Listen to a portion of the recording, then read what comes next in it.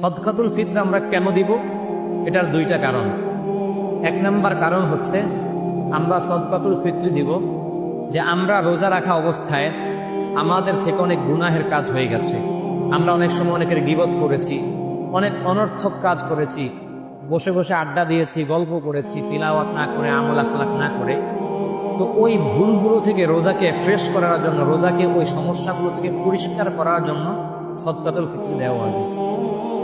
দুই নাম্বার কারণ হচ্ছে ঈদের দিন, আনন্দের দিন, সবাই আনন্দে উৎসবে মেতে উঠবে, এটাই স্বাভাবিক।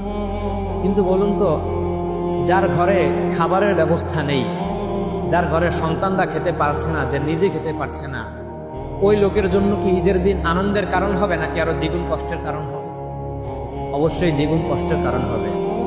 শরীয়ত কত সুন্দর দেখুন, শরীয়ত বলছে তুমি ঈদের দিন আনন্দ উৎসব করবে, ভালো কথা, তোমাকে আল্লাহ তাআলা অনেক টাকা দিয়েছেন, তবে তোমার উপর আবশ্যক হচ্ছে, তোমার উপর ওয়াজিব হচ্ছে নিজে আনন্দ করার আগে তোমার পাশের বাড়ির দরিদ্র ভাইয়ের, মুসলমান ভাইয়ের আনন্দ নিশ্চিত করা।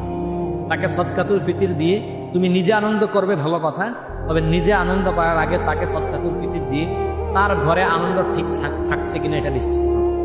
এটাই হচ্ছে ইসলাম। ইসলামের চাইতে ভালো মানবতা কোন ধর্ম, কোন কাল, কোন তন্ত্র শেখাতে পারেনি। সদকাতুল ফিতর আমরা কেন দিব? এটার দুইটা কারণ। এক নম্বর কারণ হচ্ছে আমরা সদকাতুল ফিতর দিব যে আমরা রোজা রাখা অবস্থায় আমাদের থেকে অনেক গুনাহের কাজ হয়ে গেছে।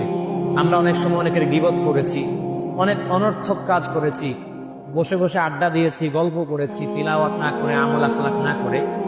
তো ওই ভুলগুলো থেকে রোজাকে ফ্রেশ করার জন্য, রোজাকে ওই সমস্যাগুলো থেকে পরিষ্কার করার জন্য সদকাতুল ফিতর দেওয়া আছে।